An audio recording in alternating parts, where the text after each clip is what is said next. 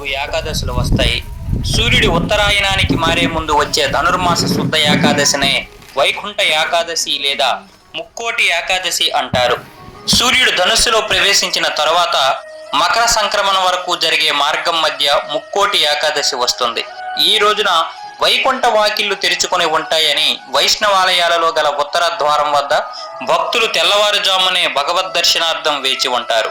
ఈ రోజు మహావిష్ణువు గరుడు వాహనం మీద 3 కోట్ల దేవతలతో భూలోకానికి వచ్చి భక్తులకు దర్శనమిస్తాడు కనుక దీనికి ముక్కోటి ఏకాదశి అనే పేరు వచ్చిందంటారు. ఈ ఒక్క ఏకాదశి 3 కోట్ల ఏకాదశులతో సమానమైన పవిత్రతను సంతరించుకున్నందువల్ల దీనిని ముక్కోటి ఏకాదశి అంటారని కూడా చెబుతారు. ముక్కోటి ఏకాదశి నాడే హాలాహలం, అమృతం రెండూ పుట్టాయి. ఈ రోజునే శివుడు హాలాహలం మింగాడు.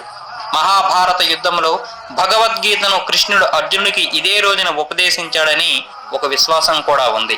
ఈ రోజున వైష్ణవ ఆలయాల్లో ప్రత్యేక పూజలు, హోమాలు, ప్రవచనాలు, ప్రసంగాలు ఉంటాయి.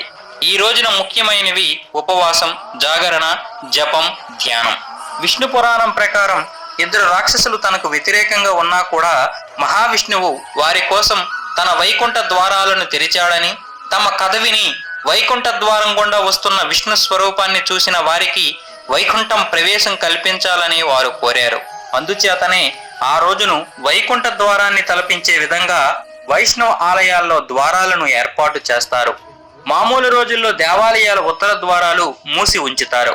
కానీ ఈ రోజు భక్తులు ఆ ఉత్తర ద్వారం గుండా వెళ్లి దర్శనం చేసుకుంటారు. తిరుపతిలో కూడా ఈ రోజున వైకుంఠ ద్వారం పేరిట ఉన్న ప్రత్యేక ద్వారాన్ని తెరిచి ఉంచుతారు. పద్మపురాణం ప్రకారం విష్ణువు నుంచి ఉద్భవించిన శక్తి మురా అనే రాక్షసుడిని సంహరించిన రోజు వైకుంఠ ఏకాదశి.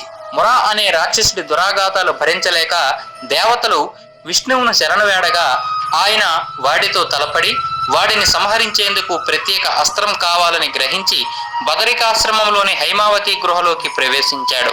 అక్కడ విశ్రమిస్తున్న విష్ణువును ముర సంహరించేందుకు ప్రయత్నించగా ఆయన నుంచి ఒక శక్తి ఉద్భవించి తన కంటి చూపుతో మురను కాల్చి వేసింది. అప్పుడు విష్ణువు సంతోషించి ఆమెకు ఏకాదశి అనే పేరు పెట్టి వరం కోరుకోమని చెబుతాడు. ఆ రోజున ఉపవాసం ఉన్న వారి పాపాలను పరిహరించాలని ఆమె కోరుతుంది. ధనుర్మాస శుక్ల ఏకాదశి రోజున ఉపవాసం ఉన్న వారికి వైకుంఠ ప్రాప్తి కలుగుతుందని విష్ణువు వరమిచ్చాడు.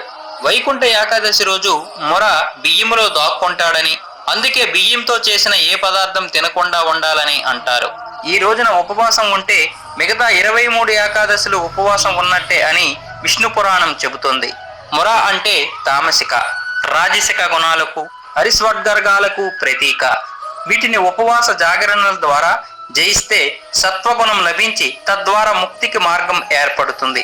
వరి అన్నంలో ముర నివాసం ఉంటాడు గనుక మందబుద్ధిని ఇచ్చిన జాగూరుకతను దెబ్బతీస్తాడని అంతరార్థం.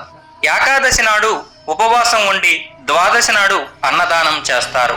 ఒకరోజు భోజనం చేయకుండా తరువాతి రోజు చేయడం వలన జిహ్వాకు కూడా భోజనం రుచి తెలుస్తుంది. గీతోపదేశం రోజు కనుక భగవద్గీత పుస్తక దానం కూడా కొంతమంది చేస్తారు. ఈ వైకుంఠ ఏకాదశికి ఈ పేరు రావడానికి కారణం వైకుంఠ ఏకాదశి అనే పేరులో వైకుంఠ ఏకాదశి అనే 2 పదాలున్నాయి. వైకుంఠ శబ్దం ఆకారాంత పుంలింగం. ఇది విష్ణువు ఉండే స్థానాన్ని కూడా సూచిస్తుంది. శాక్షుష మన్వంతరంలో వికుంఠ అనే ఆమె నుండి అవతరించినందున విష్ణువు వైకుంఠ అయ్యాడు. అదే కాక జీవులకు నియంత, సాక్షిభూతముల స్వేచ్ఛా విహారాన్ని అణచివేసేవాడు అని అర్థాలున్నాయి. వైకుంఠ ఏకాదశిని ఆచరించాల్సిన విధానం: ఈరోజు పూర్తిగా ఉపవాసం ఉండాలి.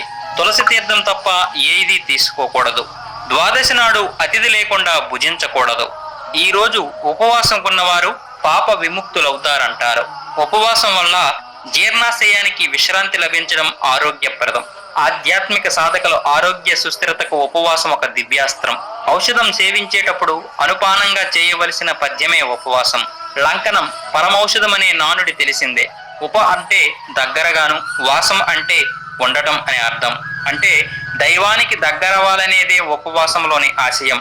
పూజ, జపం, ధ్యానం లేదా ఉపవాసం ఇలాంటి మొదలైన సాధనాల ద్వారా మనసును మాధవుడిపై లగ్నం చేయాలి. ఏకాదశి వ్రతం నియమాలు 7 ఉన్నాయి. 1. దశమి నాడు రాత్రి నిరాహారులై ఉండాలి. 2. ఏకాదశి రోజు మొత్తం ఉపవాసం ఉండాలి. 3 అసత్యం ఆడకూడదు. 4 స్త్రీ సాంగత్యం పనికిరాదు. 5 చెడ్డ పనులు దుష్ట ఆలోచనలు చేయకూడదు. 6 ఆ రోజు రాత్రంతా జాగరణ చేయాలి. 7 అన్నదానం చేయాలి. ఇవి ఏకాదశి వ్రత నియమాలు. వైకుంఠ ఏకాదశి ఈ సంవత్సరం జనవరి 13న పడ్డది.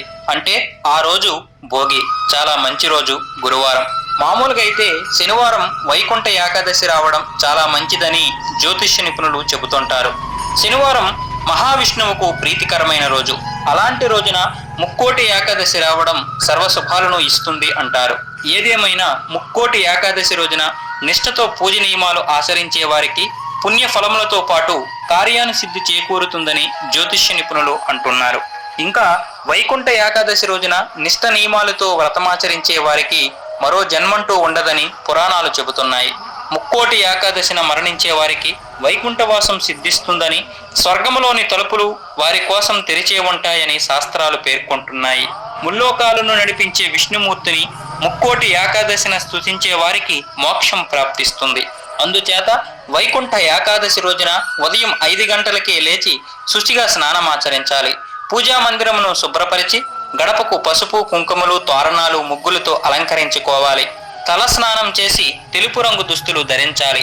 పూజా మందిరములోని విష్ణుమూర్తి పటాలకు పసుపు, కుంకుమ, చందనం వంటి సుగంధ ద్రవ్యాలతో అలంకరించుకోవాలి.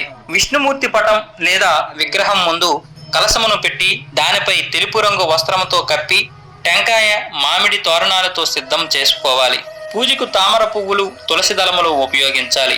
ఇకపోతే వైకుంఠ ఏకాదశి రోజున జాజి పువ్వులతో అల్లిన మాలను విష్ణుమూర్తికి సమర్పించినట్లయితే సర్వ పాపాలు తొలగిపోతాయని మన పురాణ ఇతిహాసాలు చెబుతున్నాయి. అందుచేత జాజిమాలను విష్ణుమూర్తి పటానికి వేసి పాయసం తీసి పదార్థాలు, ఆకుపచ్చని పండ్లను నైవేద్యంగా సమర్పించి శ్రీహరిని స్తుతించడం శుభప్రదమని పండితులు చెబుతున్నారు. ఆ రోజున మధ్యాహ్నం 12 గంటలలోపు పూజను పూర్తి చేయాలి. దీపారాధనకు ఎర్రటి ప్రమిదలను ఉపయోగించాలి. వెలిగించే ఒత్తులు 5 ఉండాలి. అవి తామర ఒత్తులైతే చాలా మంచిది. ప్రమిదలోకి కొబ్బరి నూనెను వాడాలి. ముక్కోటి ఏకాదశి నాడు చేసే విష్ణు పూజ, గీతాపారాయణం, గోవిందనామస్మరణం, పురాణ శ్రవణం మోక్ష ప్రాప్తి కలిగిస్తాయి.